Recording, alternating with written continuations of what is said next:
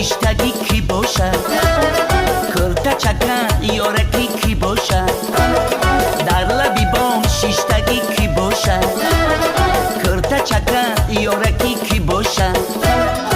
یکی جمیله باشد، یکی زرینه باشد، یکی ملکه باشد، یکی مدینه باشد. کسی باشد نباشد مرا میشناخته باشد، کسی باشد نباشد یاری جانی نباشد.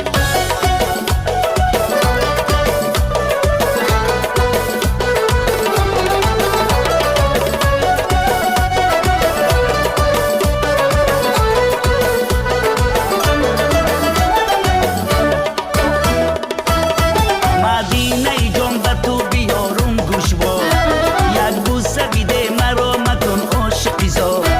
مدینه جان به تو بیارم گوشوار، یک بوسه بیده مرا مکن عاشقی زار.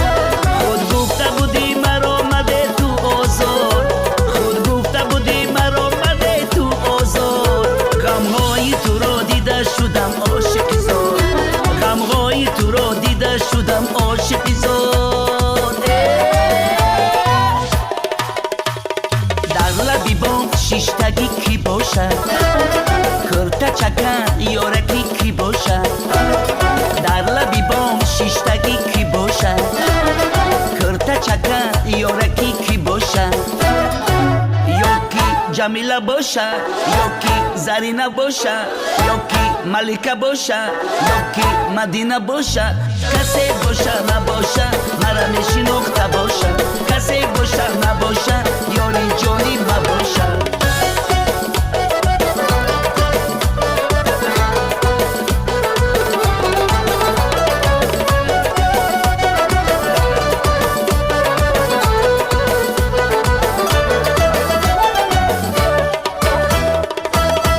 از خانه برآمدند سه دخترکو، زرینه و مدینه و جمیله جون.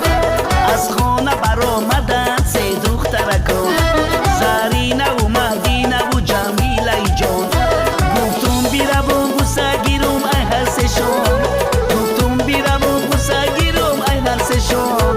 یک بوسه مدینه بهای همشون، یک بوسه مدینه بهای همشون. در لبی بام شیشتگی کی باشد؟ کرتا چکن یارکی کی باشد؟ در لبی بام شیشتگی کی باشد؟ کرتا چکن یارکی کی باشد؟ یکی جمیله باشد، یکی زرینه باشد، یکی ملکه باشد، یکی مدینه باشد. کسی باشد نباشد مرا میشناخته